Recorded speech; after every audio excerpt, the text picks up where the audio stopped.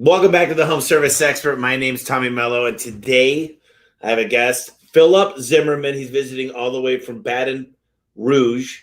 He's an expert in work-life balance, something I know nothing about, leadership and management, engineering leadership design company, LLC. He's the founding member and president from 2014 to the present. Gremlin and Zimmerman. Gremlin. Gremlin, I'm sorry. Good Cajun. I think it's spelled wrong. Founding member from 2013 to present, Plainsight Academy. He's the founder from 2019 to 2020, and the Dunham School Executive Director, Institute of Leadership at Dunham, which was about an 11-year run. Philip is a masterful ICF professional certified coach who helps successful business executives and their teams actuate outcomes at higher and sustainable levels than ever dreamed or imagined. He has over 30 years of executive corporate leadership and more than 10 years in the secondary education and leadership development. He's frequently invited conference speaker to address leadership succession, institutional knowledge transfer, next generation leader development, and millennial engagement, productivity, and loyalty. Philip, hey, listen, glad to have you on today. Great to be with you, Tommy. So let's just start out by introducing you and just telling everybody what it is that you do exactly. What do I do exactly? I help business leaders enhance the engagement, productivity, and loyalty of their millennial talent. And I do a lot of strategic planning with business leaders. I got into coaching for that purpose, specifically in regards to millennials. I also do a lot of strategic planning with individuals.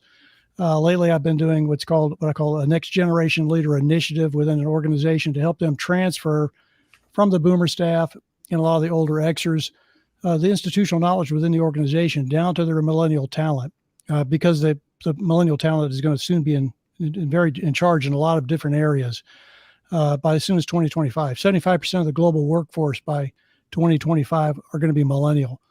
And so that leaves only 25% of boomers and Xers, which are going to be in the executive leadership position.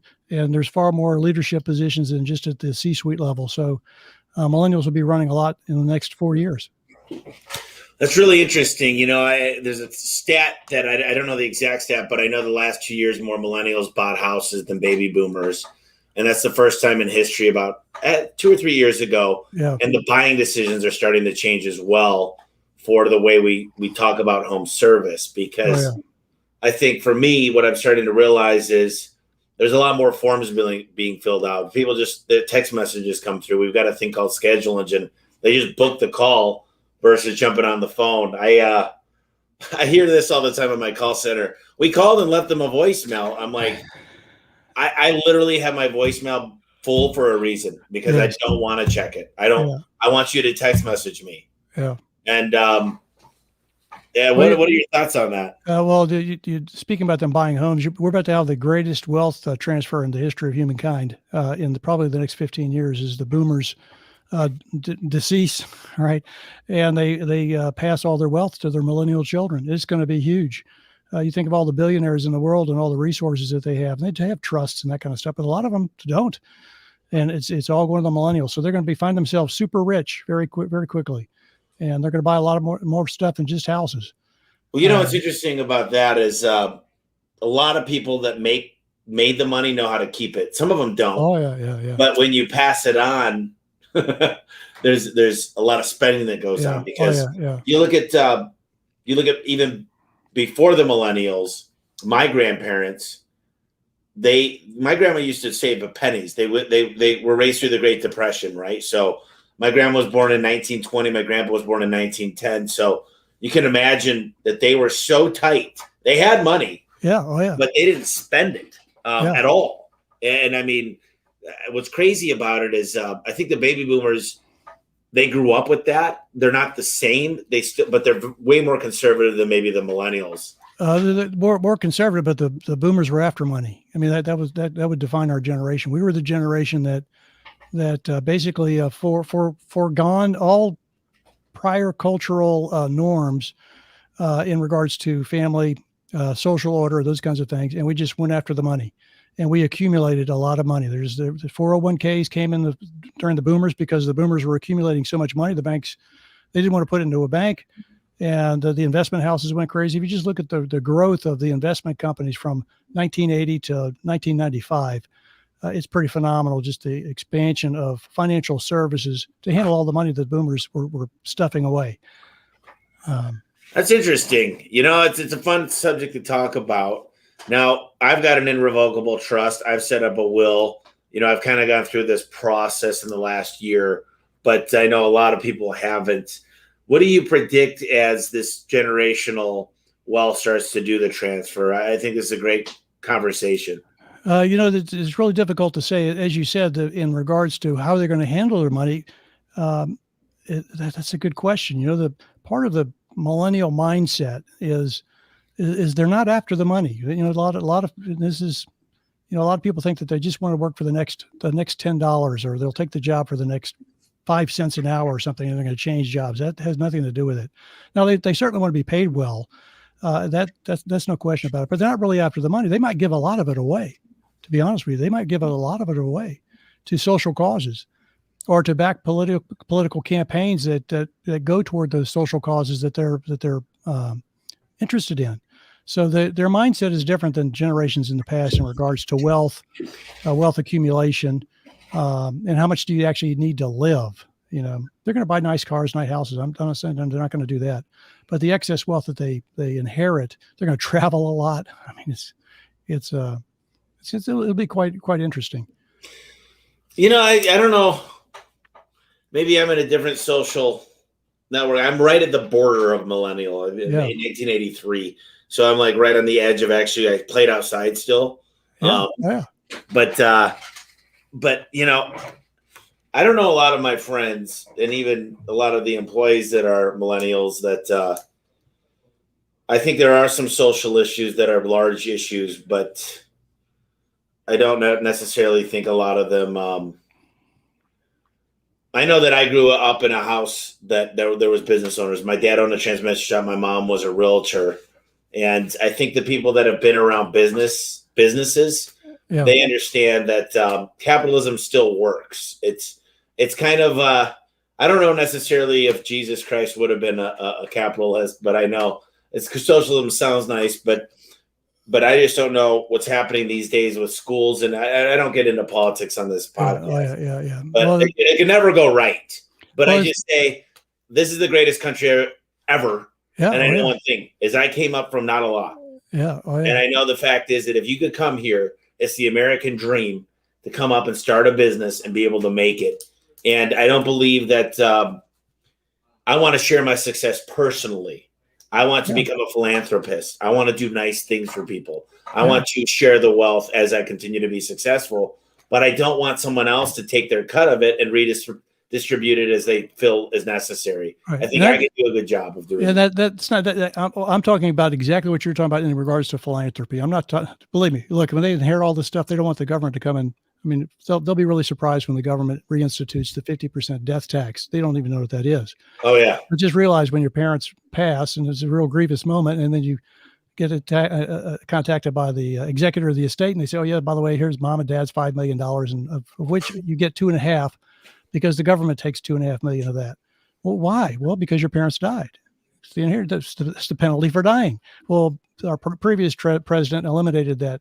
It's a very grievous tax. So if your parents owned a large farm, so by the way, if you're a millennial, the farmers are the worst. The farmers get the worst. If your parents own a large farm, that the land itself is, it could be in the millions of dollars of the land value. Well, when their parents die, somebody has to pay that tax.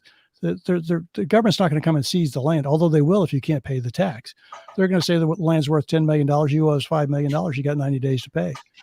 That puts people in a very strong, very, very difficult position. So hopefully if that in fact does occur, if the death tax does go back in effect, that will awaken them to the reality of the difficulty of taxes, overtaxation with no justifiable reason other than the fact that the person died. It's interesting because I was reading, and I wish I had the exact stats, and they say most stats are made up, but the fact is, they say even billionaires, they don't last more than one generation. Usually, the wealth is past, and for some reason, people think of the Rockefellers, which was crazy money, and there is generational wealth that flows down from mega money, but for the most part, it turns hands, right? It really, I don't care how rich you get, the next guy takes it over, the next woman, man, whoever it might be, kids. It's like the lottery. For some reason, you meet most people that win the lottery. Guess what happens? They buy a lot of boats and big house, and they didn't realize they have to pay for all the maintenance and the crew that goes along with it. And suddenly all their friends are bugging them. So yeah, no, I totally get that. It's I'm curious because you're around these millennials all the time. Go ahead. Well, I'm just curious your take on cryptocurrency and your take on, because I actually think that I like it. I think it's a really good technology, and I think Bitcoin is going to be something bigger than most people. But I don't know. I'm not a professional, so nobody listen to me on that. I'm in total agreement with you in regards to cryptocurrency. I think that where we're going to have difficulty with cryptocurrency, I think China is going to be the one that's going to introduce it globally. I think they've had plans for a long time to introduce it, and I think that the United States has been in a position to stop it. I don't have any information on that, inside information, other than what I read in the news. But China, I think, is going to require everything to be bought and sold from China in their own cryptocurrency. And because they're almost the largest trader in the world, the United States still holds that, by the way. China's very close. But as soon as China gets to be the largest trader in the world as far as goods and services, they're already making everything, right? As soon as they steal the technology from everybody else to actually make everything that everybody else is making, they will make everything. And because everyone is having to buy from China, they're just going to make it to their own currency. Because right now, it's the dollar. The United States dollar is the global currency. So everything has to be, even if you're buying in euros, you have to transfer everything into a dollar to buy something for a euro. This is the way the banks are set up to do that. But with cryptocurrency, the underlying issue associated with cryptocurrency is going to bring about what the older George Bush said is one world government. I see a new world order coming. That's what it's going to bring. When you have a global cryptocurrency, currency controls everything. It controls economics. It controls everything. And if you have a global cryptocurrency, that whoever controls the cryptocurrency controls the world. And I believe that's going to institute in the future a one world government. And I think the millennials are going to be for it. I think they're going to go for it. Now, while you're saying that you're very pro-American, and I'm very pro-American, we have the greatest country in the world. The millennials have been educated and raised, and there's I'm not going to talk for hours on this, but they've been educated and raised not to have that opinion.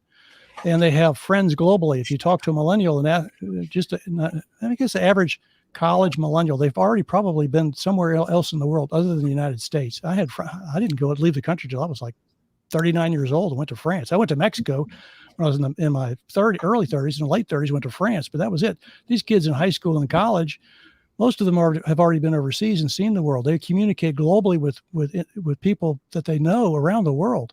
So their idea of somehow a national border preventing us from having fair trade or relationships that would involve some kind of a conflict over our nationality is they're not necessarily for that. They would rather there be no borders. And I believe that cryptocurrency is going to be the gateway that's going to allow that to happen.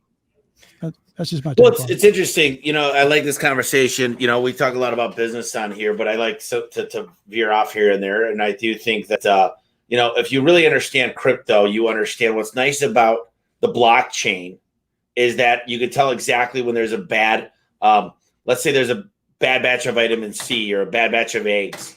You know exactly by scanning that exactly what batch it was made, and you could identify. I've had some bad chips that came in the LiftMaster or other openers. They could identify the batch, and you could scan it and know exactly the raw material. So it's a great technology. And I will say that I'll say this about the crypto is no one understands Bitcoin.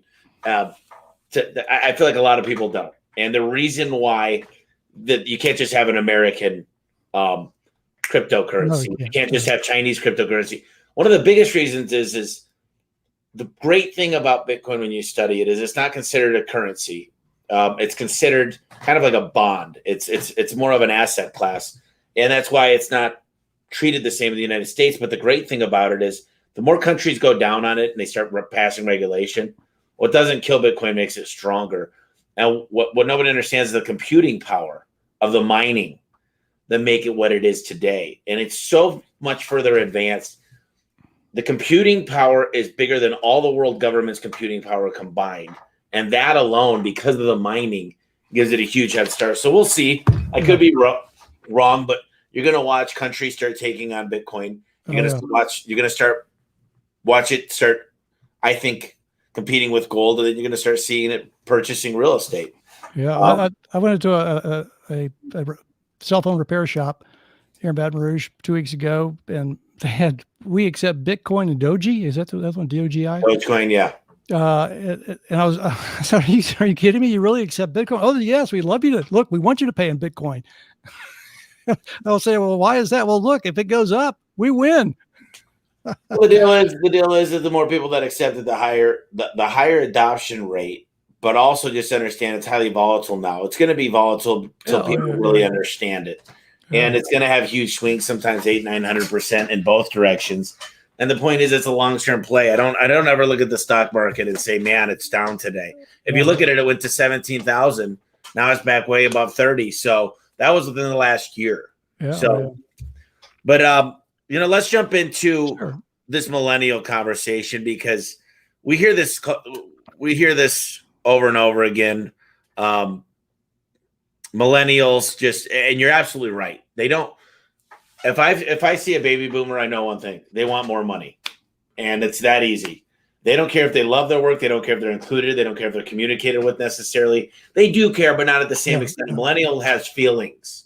They want to be heard. They want to know that they're heard, and they're all about appreciation in the workforce. So, how has the business landscape changed during the transition, I guess? Tell me a little bit from your perspective. It is I call it a millennium change cycle. Will happen probably by 2040. So in the next 15 years, you will look at your business in 2040 and wonder how you ever did business in 2021.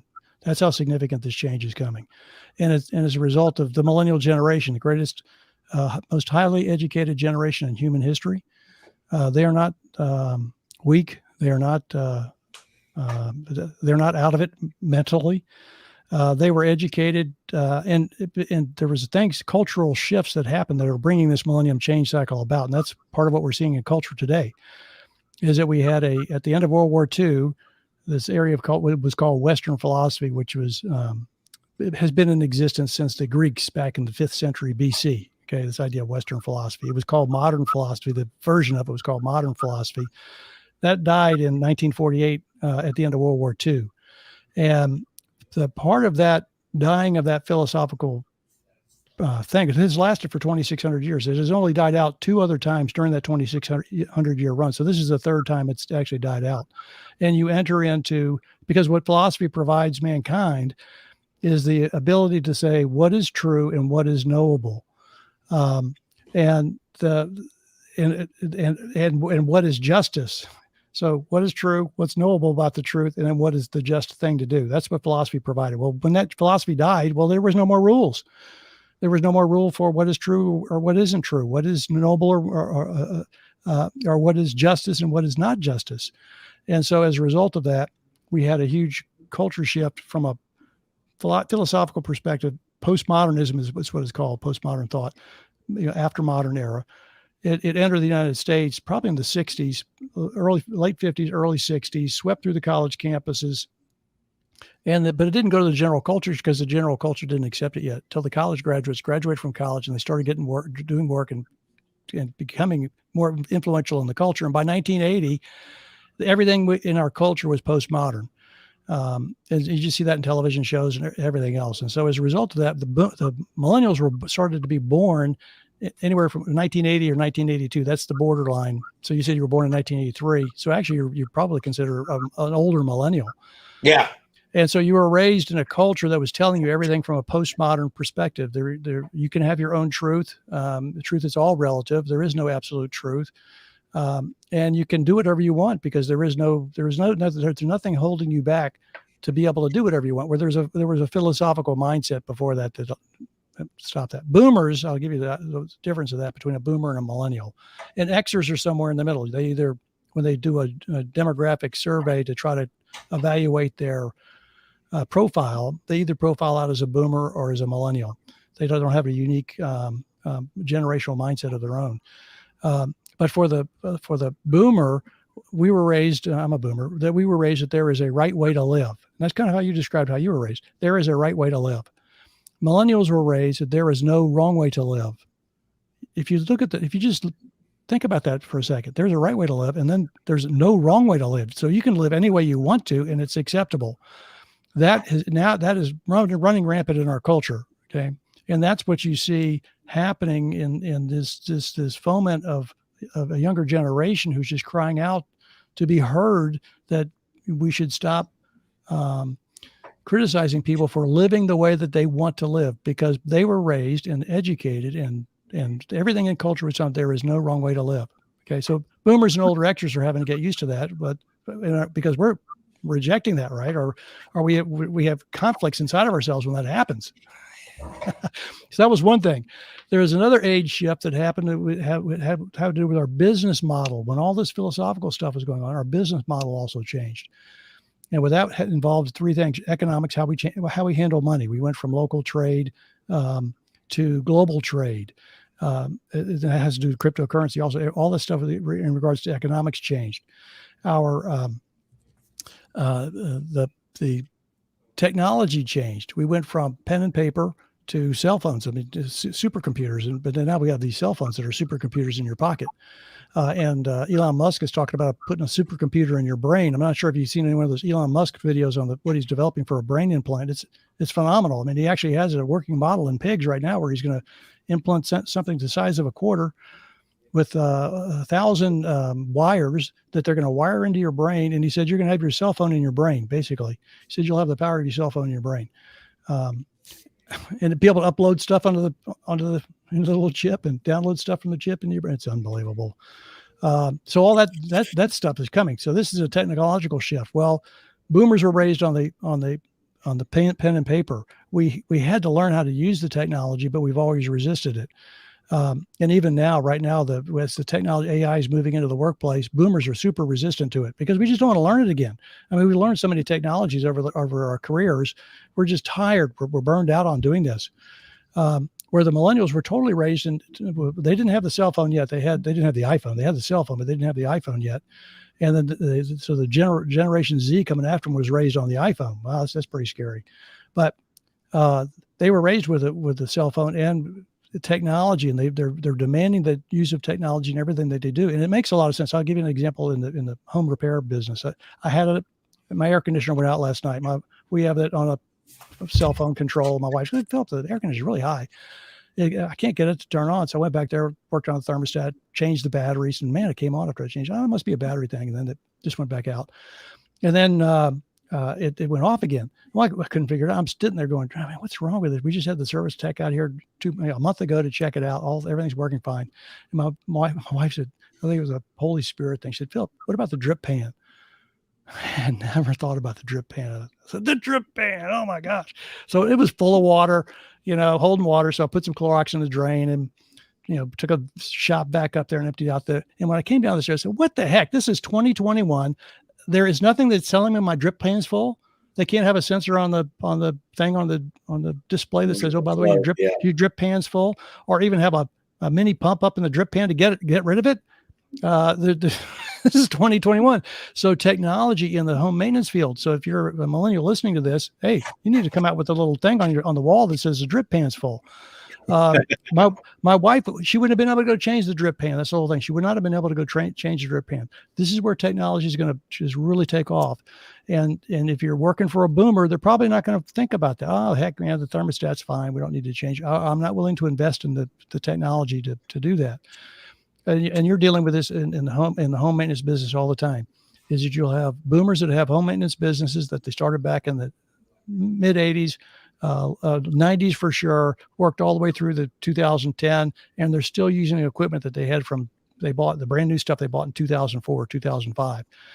And here we are in 2021. They just don't want to make the capital investment because they're late in age. So they're in their 50s or early 60s. They don't want to spend $100,000 to retool all their equipment. So they're going to keep on going as long as they can. When in fact, there are equipments out there that you can use today that. It's interesting because you look at you're right. But I will say that these millennials that are getting into business, everybody's always, this is the ultimate conversation that goes into what about Amazon? What about Facebook? What about Google? What about Apple, right? The big four. What are they going to do to disrupt home service, right? So that's a big conversation. But the one thing they have not figured out, they're all trying to Uberize home service, okay? They're all trying to go. The problem is that they haven't figured out yet, and I don't think they will in the next few years, is the labor portion. I just don't think they can. I don't think that they could change. How are they going to get good trucks that are equipped, good training, the right tools to get the guys? Here's what they say in their minds. All these technology companies, just Uberize it. Find the nearest guy in a truck. But then what they want is have them with an iPad, have them take a picture, have them make sure it's background checked, make sure the truck's reliable, make sure they got the right tools, make sure they're trained to diagnose, make sure they got background checks, make sure they're not on drugs, make sure they're nice, make sure they can get reviews. And then all of a sudden they go, wait, we can't do that. We can't. Right. So then they go, we need to go back. And they always have to rewrite the book, whether it's Thumbtack, Yelp, Google. They all don't understand. And in this labor market, when the government's paying people to stay home, it's not only a shortage of wood, metal, silver for the chips in your phone and in the vehicles, but also labor. And that's a scary thing. This labor shortage it's very, very interesting. And for me, I'm literally working on another book, and I've realized one thing. It's always something. 2009, it was supposed to be once in a lifetime. Listen, once in a lifetime, you're going to see the housing go down and have this crisis. Well, then we had COVID, and this is 2 times in 10 years practically. And now we have this huge shortage between labor and goods. And one thing I do realize is in 2009, there are people that made millions and millions and billions of dollars, but there are people that lost. And the same thing is happening right now, and you got to decide what side of the coin are you on. And I've always said, we're struggling. There's things going on. But I literally sit down on my whiteboard and say, what are the opportunities? You do a SWOT analysis and say, when shit's going bad, when everything seems to be at its worst, it's reading between the lines and finding that gray area of good. And I think it's important. The labor shortage, part of that is because the X generation, and has not been widely publicized unless you were in government. You would know about it in government because of taxation. But there's demographically about 80 million boomers, about 80 to 100 million millennials, depending on when they put the birth year end date. Right. Is that variation. And there's about 40 to 45 million Xers. So there's only half as many Xers in between these two huge generations. And so when all the baby boomers retire, that's but the proportion of people within the baby boomer generation that were working that retire, there's only half as many Xers to replace them. And so the Xers that are already in the workforce are probably already occupying a boomer job because half the boomers have already retired. And so the Xers are already occupying a boomer position. So when the next position comes open, an executive position, there are no more Xers to fill their spot. It's got to be a millennial talent. And that's a real drain. That's where you see this A1V visa or A1C3 visa, something like that. It's to allow the foreign technical workers to come into work in the technology field. It's not that there are more people didn't go into technology field in the United States. It's that they were never born. This is a global issue, by the way. They were never born. Vietnam War was going on. Birth control was legalized in the United States. Abortion was legalized in the United States. They have a lot of people saying, those could be reasons. Nobody really knows the reason, but we just know that they were never born. And so it's not that people didn't go into technology or even into home maintenance. They're not here. They're not here. So That's a real issue in regards to the labor, and it's also an issue on taxation because they were hoping that extras would pay for all the millennial retirement and Social Security, and yes, please pay for my retirement, Social Security, and my Medicare. But all that to say is that the generations are the smaller generation in the middle. Let me get back to this millennial thing on the change in business model. The last one to change was education. When the computers started hitting the classrooms, probably in the year 2000, 2004, I think the computers actually started hitting the classroom. They've been in business and people had them at home and that kind of stuff, but they weren't cheap enough yet to get into a classroom. Once they started getting in the classroom, the educators had to start thinking, and I wouldn't have known about this until I got into education, is that there's this thing called a rubric that takes a student from pre-K all the way to 12th grade, and then in college, an entering freshman all the way through graduate school, doctorate degree of what do we have to educate an entering student? So in pre-K, what do we need to teach this pre-K student every year, first grade, second grade, third grade, fourth grade, fifth grade, in a fashion such that by the time they graduate from high school, they're ready to occupy a job in 12 years or 13 years. Well, when the computers hit the classrooms, they were saying, well, wait a minute, who knows what the jobs are going to be? At that time, they really thought they were still being industrial age jobs. Well, by the time 2010 hit, that all went away with Google, the internet, the connectedness of everything. That they soon realized as fast as technology was changing, that the jobs that these first grade students were going to occupy in 16 years, for example, after they graduate from college, have not yet even been invented. How do we educate a student for a job that hasn't even been invented? We don't even know what that job's going to be. So we have to give them a more generalized education. We can't, reading, writing, and arithmetic is not going to work necessarily. They'll be the basis of what you need. But by the time they get to 11th or 12th grade, they need to be training on technology for what jobs that aren't even here yet. I mean, even get drone pilots. That'd be one pretty easy one. Who would have thought Amazon driver, right? Well, soon the cars are going to drive themselves. I mean, literally, like there are jobs that are recreating, like even right now. Oh yeah. So all that says is that the education changed. And so how the education changed, I was raised in rows and columns. I'm not sure about you. When I was in the classroom, there was a teacher in the front of the room. They were the expert, and you did your own work. If you worked in a group, well, you had to get permission from the teacher to work in a group. Even in a study group, you had to have a teacher's permission to study together. Millennials were, because of this change, they didn't know how things were going to operate. They allowed students to start working together. It was now teamwork. It was now group work. It was no longer individual. The teacher was no longer the expert. The teacher was a facilitator of knowledge acquisition. And the knowledge acquisition was off the internet. You can get the thing that the schools are afraid of, because you're talking about the home maintenance business being afraid. Education is very afraid that somebody's going to come out with the super school online with the best. I mean, I'm talking about the world-class best teacher in every course and put it for dirt cheap on the internet and allow you to get an unbelievable education. If you could ever figure out how to learn on the internet, well, I've taken online classes and have done very well. Not that they're easy, but I mean, I've done really well on them. So that is a manner of learning. This whole pandemic has taught us culturally that you can do things online that you used to not think were possible.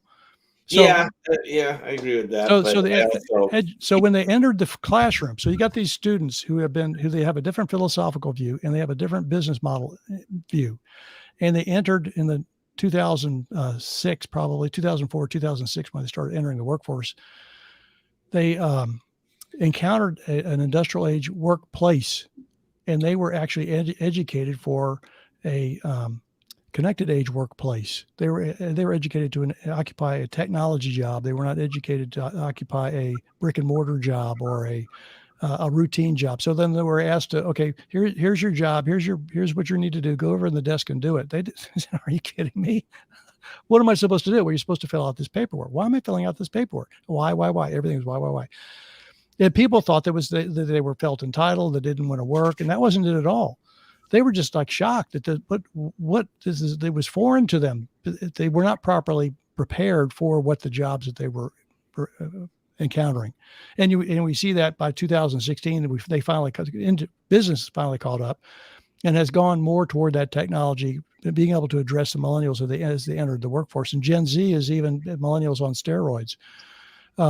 So that was really the conflict that's in the workplace. And you still have a conflict in the workplace between the generations. So generationally, The boomers, while they deal with the technology, they don't really want to know the technology. Let the millennials do it. The millennials know the technology, but they don't know why they're doing it and how it's being done now. And I'll give you why that's important. Millennials were trained to ask two questions: why and how. Why and how. So if you hire somebody to come in to take one of your classes as you're training them in some home maintenance area to get certified so that they can go into somebody's home and perform these services, and they start asking you why you're doing this, it's not. They know that you're getting paid to do this. They know that people need the work done. That's not the reason why that's not what the why is that they're asking. They're asking the very base reason. Why is this actually being done to begin with, period? Well, that's where you got to say, well, there's a law that says that it has to be conformed to this particular manner of installation, and you have to have a certification. Well, why was that ever established? Well, because we want to prevent poor practice of people getting fried, by poor electrical systems, or their water leaking all over the floor, their air conditioning system not working properly. There's reasons so that once they get that why, then they understand why it's being done. Then when they ask, how are you doing it? They're not asking they know how you're doing it. They want to know how you're doing what to answer this why question. Well, we're filling out these forms, or we're putting in these valves like this. So this is how you install this air conditioning system. This is how we're doing it. And the reason why they're asking that how question is they've been taught to find the latest available technology that will replace however it's being done, and do it with technology. That's what you were addressing earlier. How are they going to Uberize all of this? Right. That's what millennials were trained to is to not necessarily Uberize it, but where can technology replace a manual effort and or save time, save money? Because if they can do that, they can capture, this is how they're educated, they can capture, and culture has demonstrated this, they can capture a huge market share. In fact, they can become the disruptor. That's what they're all basically educated to be the disruptor in their whatever field they go into. So when you hire a millennial, I encourage you to understand that's where they're coming from and to use that to your advantage. The executives I work with, I say, take your top millennial talent, the ones who are really sharp, and I say, have them investigate your business and find out what exactly that you're doing, and what is it that you're doing that cannot be put in digital form. You may have files that are not. You can't put these files. I mean, you got historical files from the 1980s, and you might as well just throw them away, but you're still keeping them. Let them discover that stuff. And then whatever can't be put in digital form, you need to put it into a vault somewhere, or put it in the warehouse, and just lock the key and not look at it anymore. Then you ask them, what's the technology that we're using that is already outdated? And then what is the recommendation for new technology that you would have us use? And they'll provide that for you. And the last one is, I want you to invent, now that you know how we're doing it, this is all the stuff we have, just assume 75% of the people that are in this market, or you can even consider yourself one of the top. Only 25% of the market have what we have. I want you to come up with a disruptor that actually we could not even compete with. And in pretty short order, I'm not talking about weeks, I'm talking about days, they'll come back with a disruptor. Now, you may say that it'll never work because they don't know if it's going to work or not. They don't have the business experience that you would have, that the executives have, that would be able to tell them that would work or not. But in a coaching environment, what you provide for them is the ability to be questioned. So you know that it's not going to work. So you can ask, well, what are you going to do when you run into this issue that you know is a true issue? It's never going to get past this, and allow them to try to work that out. And maybe they can think of some way to actually get around that you never thought of. That we're just going to do it. Well, there's a law against that. Well, we're just going to do it anyway. Well, you just can't do that. Well, we're going to do it anyway. And Uber goes into towns and they start setting up these cab rides, and the local officials are like, you can't do that. We have taxi rules. And finally the public said, we want Uber, and suddenly the taxi rules got kind of pushed to the side, and Uber, everybody lost their medallion. Yeah, and so that's who they are, and that's who they can be for your company. They can take your company from a small, not necessarily even a small scale, a medium-sized company or even a large company, and really turn it into something phenomenal beyond your wildest imagination. And that's what they want to do for you. That they also have, anyway, I'll cut it off there. But you bring up a great point. I just think a lot of the baby boomers, they're just, I was raised around baby boomers, everywhere, and they just don't have the patience, because they're saying, look, especially in the home service space, is sure, let's adopt some of these programs. Everybody understands now I mean, I have this discussion to hundreds and hundreds of companies. So what a CRM does. Yeah. How it's important to know your numbers, your booking rate. I have, almost 4,000 call tracking numbers. People are like, why would you have that many call track? Well, every single zone has a separate, they don't understand the reasoning behind it. But when I can show them, they go, oh my God, that's crazy how you got that much control over your marketing and your booking rate and the VoIP system, voice over internet protocol. And then what happens now is, someone told me this 5 years ago, and it's happened, is what happens is you want an amazing user interface that connects to all different types of software. So there's what's called an API. It's application process interface. And the API hooks up with webhooks. There's webhooks API. So now I need one user interface that can control everything. So when people are looking for an ERP or a CRM, I tell them, first, find something amazing that can handle a lot of connectivity to other things. Yeah. So it's really built to be the central hub that connects to everything, because you and I both know we could log into 25 different software, but unless they're talking to each other and understand what each one of them are doing, it's so much double entry and crap like that. So I just find it, though, that we could use technology to help. And I know there's going to be a whole paradigm shift, just like the internet, just like computers.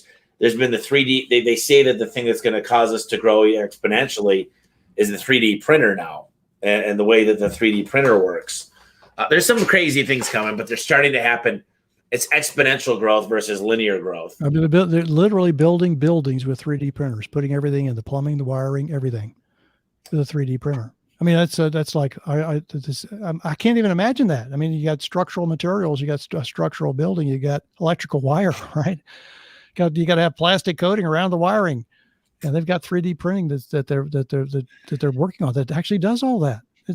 Well, they're saying that they're building spaceships that can land on a meteor and actually 3D print from the materials on the meteor for space. So, the fact is that the problem is that right now, Philip, me and you don't move at the same pace as technology. And I don't really think millennials move at the same. Technology could go like this, but the society is not ready to handle that. Right. So it slows it down. It slows down the curve. And that's what I was saying in regards to this millennium change cycle. What exactly what you're saying is the technology is outpacing our ability for society to adapt. Correct. And I mean, that's why Walmart has not adopted the checkout.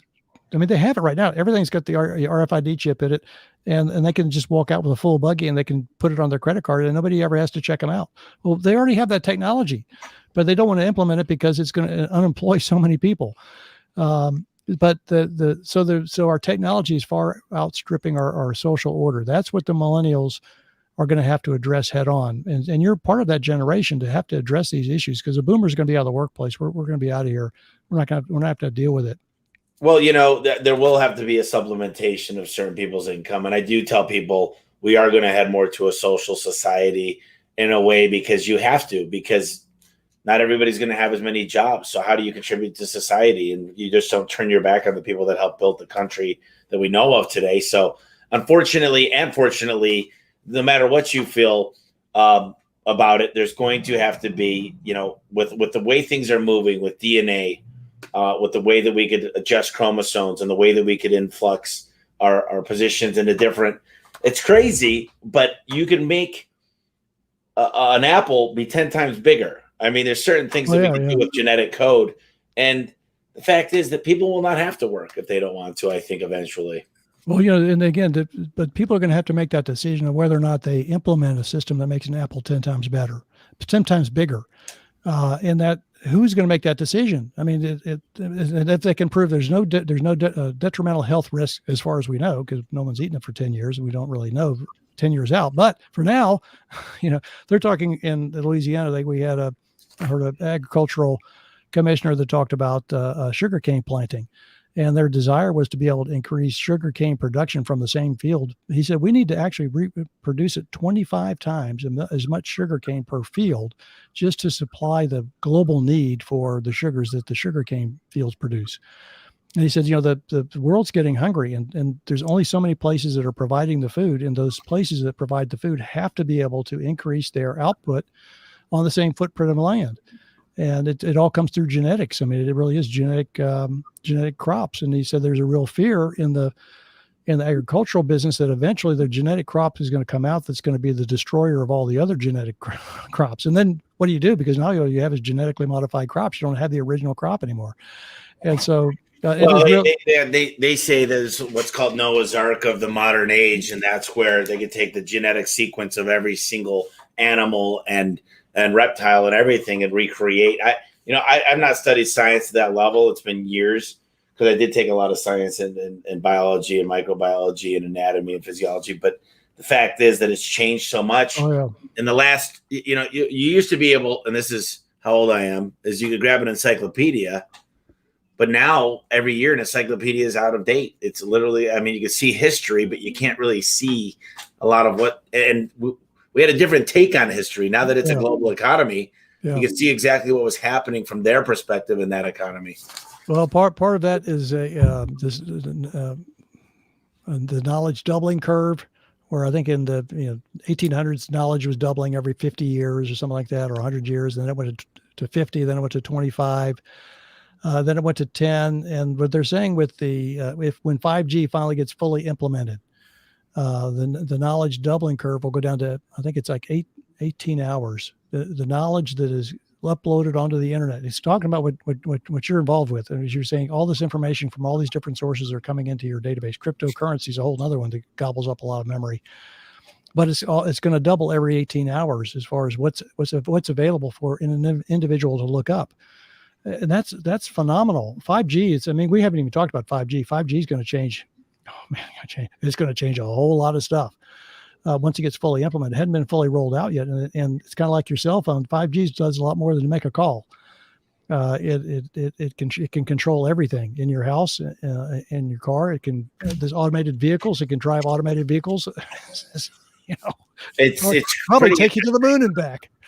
It's nice to talk about what's coming, and it's going to be interesting as it plays out. But there are things that literally shut down markets. And I'm really, as I'm learning more, it's a global economy. You've kind of got to deal with China, Russia, the different markets, Europe. I mean, everywhere, it's impossible not to. I'm just curious, as we've talked about a lot of stuff.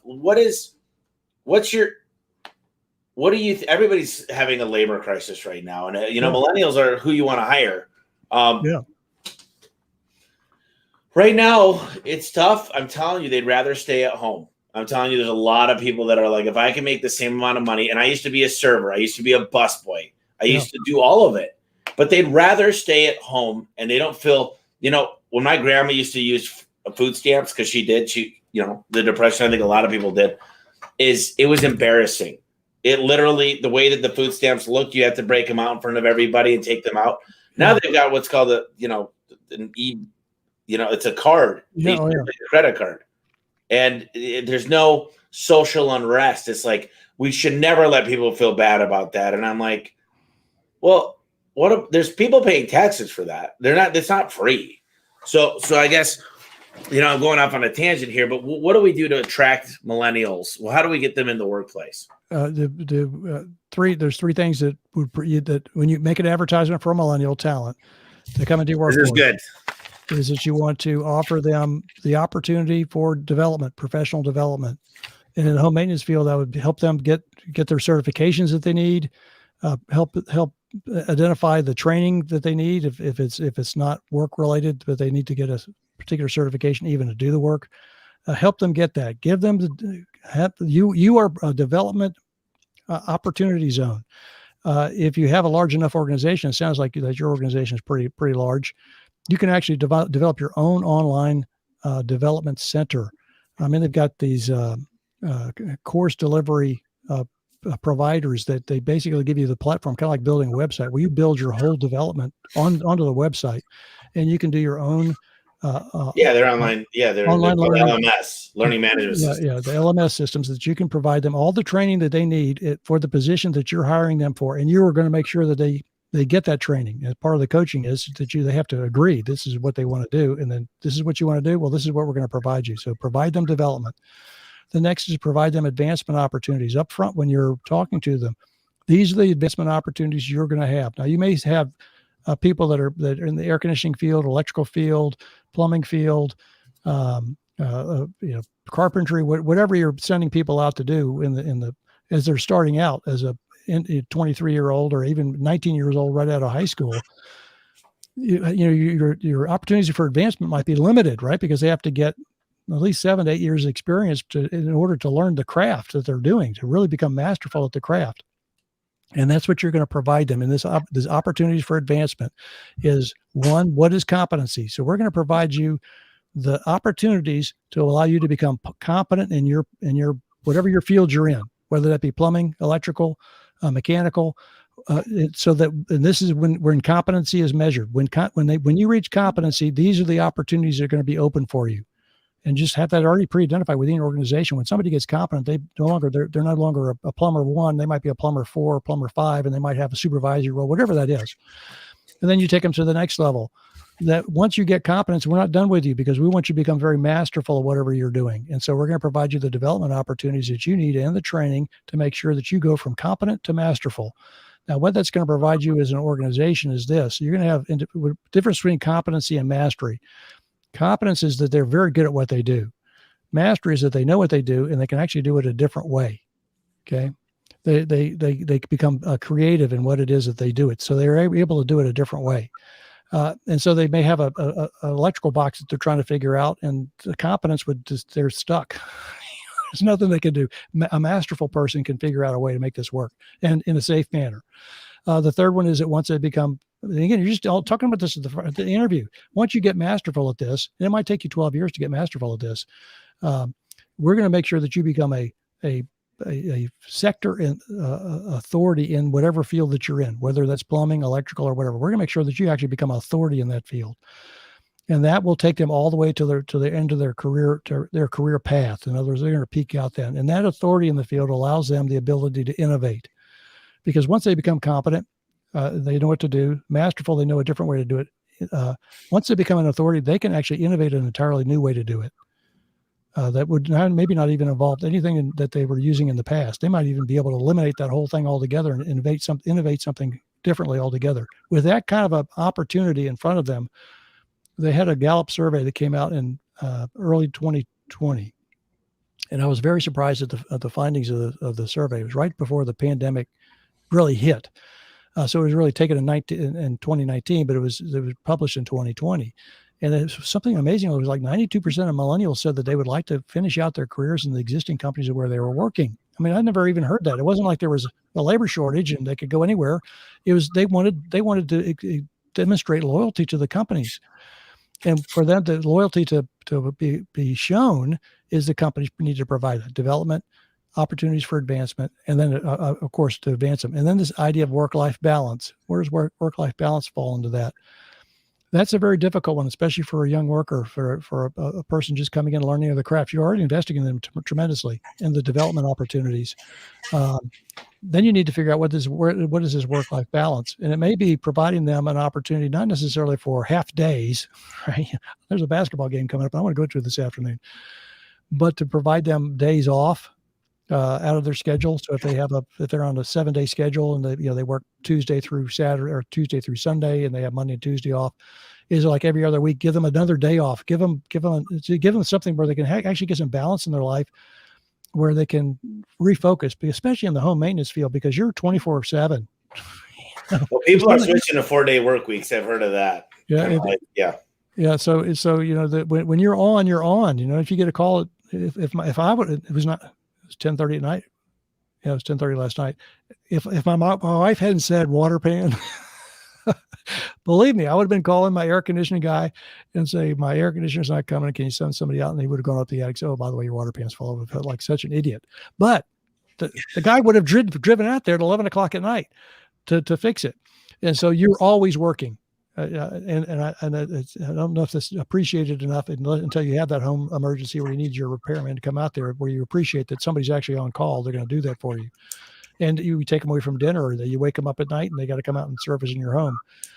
That's the job they've chosen to pursue their career path in it at the current time. And I encourage you to make it as livable as possible, because they see their friends aren't doing that. Their friends might have 9 to 5 jobs or 8 to 5 jobs and work 5 days a week or 4 days a week. Engineering right now is a 4-day a week job. Typically they work 11-hour days or 12-hour days, and then they work 4 days a week, or they'll work half day Friday. So that's definitely in the culture. But in the home maintenance field, it's difficult. It means you got to hire more people because you're 24/7. You got to do this 7 days, and so difficult to handle. But to work out where you got to talk about work-life balance in the interview, that you want to address that you're not opposed to that you want them to have a life, but also understand you're learning a career, and we're providing you that opportunity to learn the career, and that requires that you're on the job. So if you get a call at 9 o'clock, you got to go. No, I think that's really, really important. So that you've got your career development, the advancement opportunities, and then the third one was, am I right? Is it's authority in the field? You become an authority. No, it'd be the work-life balance. The third one. The third one is work-life balance. Okay, yeah. So I got that one. The two, so authority in the field. So it goes competent, masterful, authority in the field, and then the third one's work-life balance. Well, I'm going to redo my ads in a certain way because I believe you hit the nail on the head. It's funny because I don't have it up, but I do have a lot of things that I've been working on. Is I'm not necessarily trying to attract people off the unemployment line. I'm trying to get people to change their job, to go from a job to a career. Yeah. So I'm looking, take somebody good and put them in our role. And it's interesting. The more I get involved, I live in a planet that I'm a visionary. The more I come down to earth and kind of go to integration again, it's kind of fun for me because I learn a lot. But I know that my job is the visionary, so I need to continue to do what I'm doing. But I like to kind of land in and see what's going on down here and there. I think that this is a great conversation because we all have these conversations and it's happening. And, it's just nice to me. You got my brain spinning about a lot of things. You got me thinking, I just wish there was more millennials in some of my distribution centers, because you get these people that just they literally are still stuck. And that's the way we've always done it. It's the way we've always done it. And they're just so strict on, it's not been done that way. And we just don't think it's going to work that way. And I'm like, and now I'm like this, you put a road in front of me, I'll figure out a way. You put an obstacle in front of me, I'm figuring out a way to go around it. Now I'm making phone calls. I'm drawing on the whiteboard. I'm literally thinking of ways to say, okay, well, you're forcing my hand to innovate and think outside the box. So let me ask you this. There's a lot of interesting things we've talked about, Philip, and I'm curious to hear what's your take. What are a few books that can kind of help us in this this millennial conundrum that some people love it, some people hate it, but where do we find more about it? What are three books that you'd recommend? And they don't need to be about necessarily millennials, but just whatever you'd want that really you learned a lot from about what's going on. I think I would listen to you go online, go to the Great Book Series, and just listen to one of the books on the history of philosophy. It will blow you away of how mankind has thought over the ages. And you'll definitely see that the culture that we're currently in has been before. This is nothing new that we're in culturally. It's nothing new. It's been here before, and we're going to get out of it. It's going to go back. It goes in cycles. And there's going to come a time when the millennials are going to wake up in regards to, we need to have truth. We need to have moral order. We need to have justice in our country. And it's not the kind of justice they're talking about, but they're really talking about because anybody can do anything that they want. Look what they're doing to me. I want justice. And so they will come back to the realization that those things need to happen for us to be in social. So I would read a history of philosophy book. In regards to the technology, I read a lot. I listen to a lot of audiobooks, but I really get stuff off a lot of the cutting edge stuff is off the internet. And I would recommend this. People go watch Elon Musk's video on this brain implant that he has. And again, and reason why I say that is it because Elon Musk is working on very cutting edge stuff that he's investing a lot of money in to actually make happen. And so that what it will provide for you is an opportunity to see that, the world really is changing. And I can't just sit here with my desktop calculator and think that the world's not changing, because that's the future. So there's a future coming that's very different than the future we're currently existing in. So that would take you out in the future. Elon Musk's a great one because he's not afraid to say what he thinks, and do whatever he wants in that regard. Anyway, so he's got a couple of great interviews out there on that topic. And then in regards to the cultural differences, read my book. I got Unleash the Millennials and Save the World. I wrote it. It's on Amazon. I read a lot of different millennial books. I've got a whole bookcase over here to my right that have them in there. And what I tried to do in that book is I tried to present what is actually happening, because the books that were written, bless you, the books that were written on millennials were trying to address the symptoms of why millennials were like they were and why boomers are like they are. And what my book is actually gives you the base reasons. So these are the foundational reasons why the generations are different, and it will really help you. I mean, if for all the boomers who listen to your show, I just want to remind us that when we grew up, we didn't have seatbelts in the car. So when you got into, I can remember riding in the back of window of my parents' car, and they were driving down the interstate. My dad was driving like a madman, 80 miles an hour, passing left and right on a 2-lane highway. Interstates weren't even there. I'm riding in the back window. When the windshields were not shatterproof. I mean, when you went through the windshield, it was an ugly scene. Anyways, it's all, no seatbelts. Their seatbelts weren't even installed. Anyway, smoking was a third of the population smoked. And so restaurants were always filled with smoke. Bars were filled with smoke. I mean, my parents smoked. It was just, smoking was everywhere. It was totally acceptable. The surprising one, was, and of course, millennials aren't, they are, some millennials smoke, but they're very health conscious. The last one that really got me when I wrote this book was, when I entered the workforce back in early 1980s, I can remember going into offices and people had whole racks of booze behind their desk that 3 o'clock in the afternoon, and they'd have a drink. You know? And so then they'd suddenly have the party was going on in Bill's office. And of course, Bill was the boss, and he was sure happened to pass around the drinks, or they would leave. And so they'd leave the office and they'd go to a local tavern or bar and they'd drink, or they go out for lunch on a Friday and they get the 2 martini lunch. And that created so many problems for our generation, for the boomer generation. It really did. It created a lot of problems for us. And a lot of that's coming to light today, of just how bad we were as a generation. A lot of things, we did a lot of good things, but there were a lot of things that we were adapted that were not really good. And so that will really show you that in the book of the differences between the generation. Millennials are there to work. If you can get one to come to work, right? They're there to work. And then how you attract them to that. It goes right. Tell me exactly what you said. We are going to provide you a career that you can do for the rest of your life. Part of this thing of what made me successful in my life was that my personality type is I'm a connector. I'm able to make connections between things. I like to figure things out.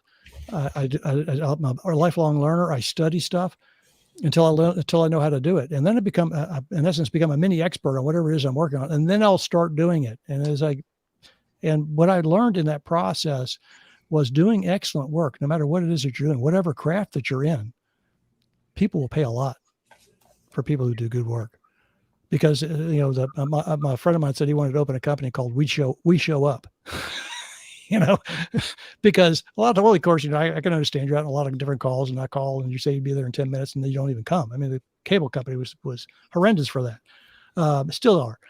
But, yeah. All that to say is that the opportunities for doing things is phenomenal. And millennials are the individuals who you can depend on if you give them that opportunity.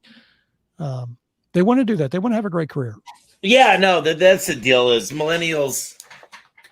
I think we've done a good job with the podcast of getting rid of that fallacy that millennials are not good people, or they're different, is all. And it scares a lot of people because they don't want to just rush in there and say, what do I need to do? They're going to ask a lot of questions. And even as kids, they ask a lot of questions, so I just bought the book, Unleash the Millennial and Save the World. Yeah. I'll definitely be talking to you about it. I got a concept in there called C4: communicate, cooperate, collaborate, and co-create. So for boomer and millennials to get along in the workplace, and Gen Z coming up, it's the same thing.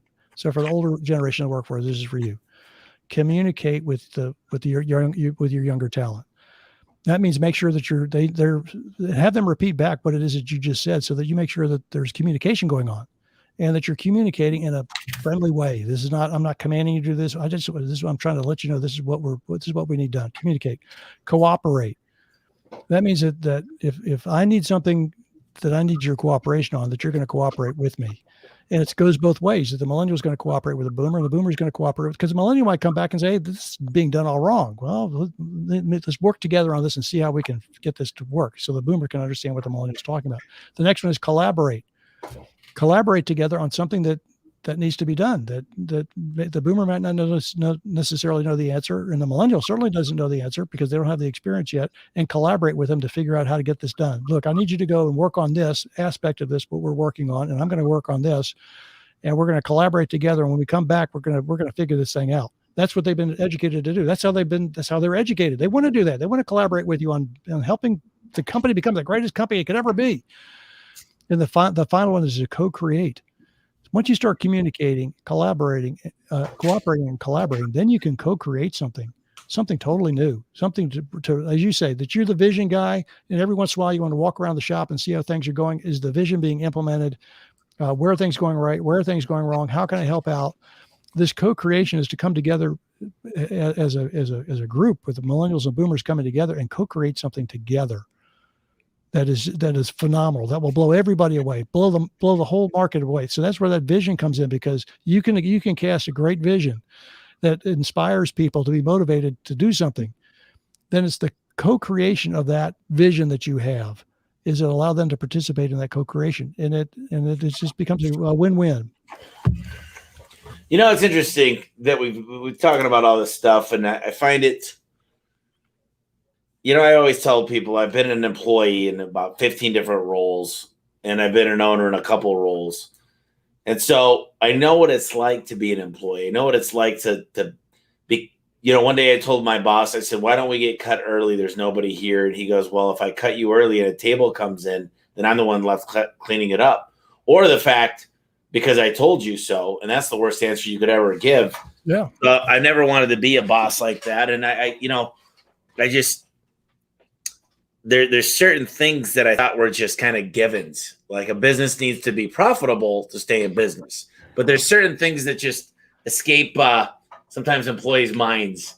And they don't understand what I love to do. And a lot of business owners I do this with is explain that it's so easy to say, well, it only cost me $20 for them to show up if I'm paying them $20 an hour.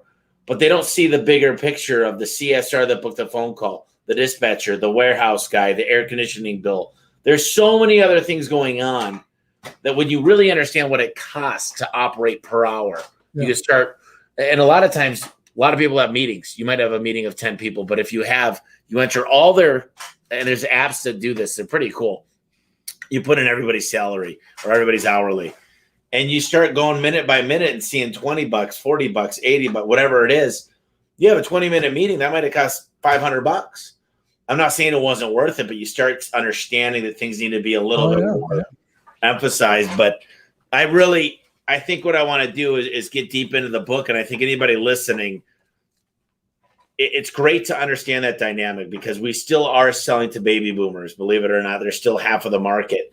But it's shifting. And to be able to understand millennials, let me ask you one more question when it pertains to millennials. And I don't know if you have any insight on this, but when it comes to selling to a millennial from a home service perspective, do you have any tips for that? Yes, that you're trustworthy. And you're trustworthy, and you match their value system. It's the same. It goes on all generations. People like to give work to people they know and they can trust. And so they know from their own generation, there's the idea of untrustworthiness within their own generation, just as every generation has untrustworthy people in it. Millennials also know this idea of being untrustworthy. And so they want to know that they can trust you and that you share the same values. And that's where you would have a core value statement of some kind within your organization to identify what those values are, because the millennials aren't. Everybody always quits their boss. I mean, that's a given. Millennials are now quitting the companies that don't share the same values that they have. And so just to evaluate the values that you have as a company and make them so that they are, how can I say this? I mean, love is really the key to everything, but it shows compassion for individuals. Now you have people who are out there working or not working, but they're collecting a paycheck from Uncle Sam, I guess you'd say. And so there's debt being accumulated as a result of that. But of course, obviously, Congress is not too worried about that, apparently at this time.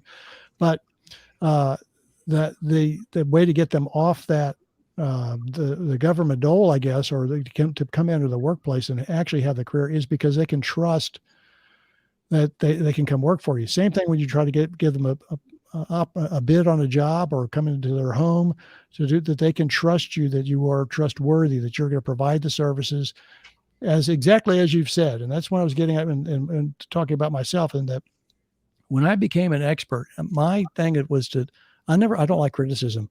And so to avoid criticism, I always did beyond whatever was expected. And I did excellent work. I mean, it was a fact. I mean, I started my own company when I was 28 and sold it when I was 32 and made a lot of money when I sold it. And it was all built upon that, delivering high quality work products. If you're a painter and or a master craftsman, or if you go into a paint store or artist store, I'll just go to the art for an example.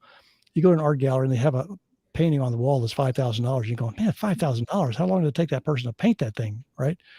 And then you find out that they really do demand. People are paying the $5,000 for it, and then suddenly you want that artwork on your wall. If you go to the artist and you say, "Oh, by the way, I like that painting, but I only want it for $450," they're going to laugh at you. No, my work. If you want my work, this is what my work costs, because they are that good. That's what the homeowners, the millennial homeowners, when they're asking you to come into their home to work on their home, that's what they want. They want high quality work done, because they're going to pay top dollar for it. And they will pay top dollar for high quality work. But if you come into their home and you do low quality work and you still charge a top dollar, they'll go to the next person. They're not, loyalty from that perspective is out the window there, because they're expecting that if you say you're going to do it, it's going to be done, and it's going to be done right. And that's difficult it's not difficult, but it is a training thing that you're having to do with your crews to make sure. Hard. It is difficult. I think it's difficult to create the same experience with a huge company. Yeah. Oh yeah. It's easy. It's easy I think it's easy for a restaurant or a fast food space, because the only reason I say that is all your problems are confined to 1,500 square feet or a couple thousand square feet.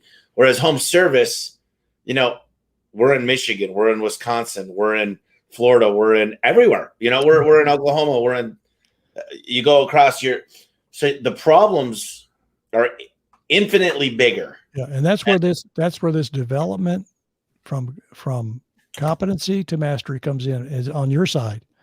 Is that as you send them out in the field, and you get a bad report back on an individual, that report doesn't just get buried. It goes back to the individual and say, what do we need to, where can we help you to ensure that this doesn't happen again? Well, I didn't have the training on such and such that I needed, and I wasn't expecting that. I couldn't call back to the shop. Then you communicate, cooperate, collaborate, co-create, is allow them that opportunity from a field perspective. Because if it's not corrected, it's going to be done again. And then if it's done again, well, that's the problem. Is you got to have checks and balances, standard operating procedures, systems in place. Oh, yeah, checks and balances. Inspect what you expect. Give the customer opportunities. You got to look at customer feedback as a good thing, because it helps you create a better system and standard operating procedure. And people say, "Man, I hate customers because they're always bitching and complaining." And I say, that's a good thing, because if you stop it in its tracks, the next one might have another problem. Stop that. And when you shift the process enough, it stops, and you create something amazing. Yeah. Well, if the phone stops ringing but you haven't been getting any complaints, something's going on, because most people don't complain. most people they just switch companies, and they're not going to call in. And so you will have the squeaky wheel that gets the grease, but most people don't complain. And so to have a proactive customer evaluation where you have a third party, I wouldn't even just have a third party call them in to represent the organization, say, look, we really want the honest feedback. How did they do? And it's, and so that you can have the information that you need to, again, from a development perspective of your talent working for you, help them provide that excellent service that you would want to be done in your own home. That's kind of the idea. How do you like to have it done in your own home is what you want those individuals to be trained in, and to know that that's the expectation. Well, it's so hard. It's so hard because, Philip, people want three things. My dad always taught me this. They want it done fast on their time schedule. They want it done the best quality with best parts and with the best craftsmanship, and they want it done for cheap. Yeah. And you just can't deliver all three of those. I choose to skip the cheap one. I deliver a very, very good value. And my dad always put his middle finger up because you get rid of the other two. But, you can't give very, very cheap, very, very fast, and very, very great quality. Yeah. It's impossible to continue that unless somehow they're buying from China, and it just can't be as good a material. So the last thing I wanted to ask you, Philip, is if someone wants to reach out to you, they want to have a discussion with you, what's the best way to get a hold of you? Go to unleashthemillennials.com. I got contact information on there to get back in contact with me. And I'd love to begin a conversation, our own C4 conversation of how I can assist you and come alongside you to assist you in your business with your millennial talent. So, last thing I'll do, Philip, is we got a few good things here. We got the history of philosophy. We've got the brain implant by Elon Musk and Unleash the Millennials. We got C4, communicate, cooperate, collaborate, and co-create. We understand what we need. The three things is we need to show people career development, advancement opportunities, and work-life balance. I got a lot of other notes here. Great stuff here. I mean, it just keeps going here. I want to give you an opportunity to kind of close this out and talk to the audience and maybe something we didn't discuss or speak on, and just take it away and close us out. I appreciate your time. But first, I'd like to thank you for the opportunity to be on your program today. And I just want to let your listeners know that as they bring millennial talent, develop them, provide them opportunities for advancement, and then actually advance that millennial talent, to not be afraid of where they're going to take the company. The biggest fear that we have is that we're going to lose control in some way. And I think that if you provide them that development opportunity and advancement, they will be loyal to your organization. At least that's how they've indicated demographically in surveys. So that's why I say unleash the millennials and save the world. And part of that training of helping the idea of saving the world is for the older workforce to help the millennial talent understand the ideas of truth and justice, and use your company values to do that. And the design criteria that you use in your organization, that could be your ethical standards. There's probably an ethical standard for home maintenance repair. These are our ethics that we use, and these are the values of the company, and use those two to help them understand these two things of truth and justice, and that you expect truth to be done within your organization. And when you finish a job at a home and you say it's all done to the best of my ability, that it truly has been done to the best of the ability, and your ability as a certified, whatever it is that you're certified in, has been completed at that home. I love that. It's just pride of ownership, pride of getting the job done. The more I talk to you, you're the second person on a podcast in the last 2 months that have said, and one of my customers recently, and so 3 people have said, focus on the best quality, the best craftsmanship. If you focus on that, you can't lose. And it's something that I think, Greg, sorry, we're just closing it up, but you know what? If you want, go ahead and ask a question, Greg. We'll finish up with Greg. Might have a question here. He said, can I ask a question here? We had another question. How to develop motivational schedule, or who can help me to do it the right way? A motivational schedule. I don't know exactly how to keep talented and skilled guys motivated, not only on their but also company growth? I'm not sure I understood the question. I can probably answer both of those with a statement. Sure. You can't motivate anybody to do anything. You can't inspire them to be motivated.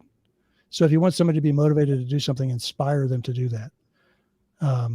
So if you want somebody to be motivated to do better quality work, inspire them to do better quality work. And that's what provides motivation, is inspiration. You can't motivate anybody to do anything. So give me a use case of inspiring motivation, and then we'll wrap it up. I want to hear this. Give you one case of inspiring motivation. Just tell me, so I'm at a meeting Thursday morning with all my guys. What is inspiring them to motivate them to do better craftsmanship? Tell them a story about what better craftsmanship does. So, if you're a bricklayer, okay, and you do brickwork, when you're 40 years old or 40 years older and you're with your grandkids driving across past the house or past the building or past the bridge you just built, you're going to be able to turn and point to that structure and say, I put those big bricks there. That was my labor of love right there. That's my my finest painting right there in brick. Is to do quality work that you can years from now look back on when you still see that house in the neighborhood that you installed the air conditioning system, and it's been in there 20 years, right? You're able to say, look, I installed that air conditioner system, and you're inspiring the fact that what they're doing is changing lives, and it lasts for generations. Here's one last question. Greg said, how to prevent others' opinion from mattering to you? Like, I have a hobby that I enjoy, but everyone around me tell me it's bad. I guess my hobby that I like to defecate in my lawn. Oh, I don't know what that was. But Gregory Buttocks had some good stuff. I don't know what that was. But anyways, listen, Philip, it's been a great podcast. I appreciate you jumping on, and can't wait to hear more. Can't wait to read your book. Tommy, I appreciate the time that you've devoted on this show, and appreciate all the hard work that you're doing for the home maintenance experts out there and providing this podcast. It really is it's a blessing for them, for your listeners, because you really do have phenomenal guests, and I just appreciate being included in that in your number. So thank you very much. Thank you. Well, we'll talk soon, my friend. Appreciate you. Thank you, Tommy. Have a great day. Thank you. You too.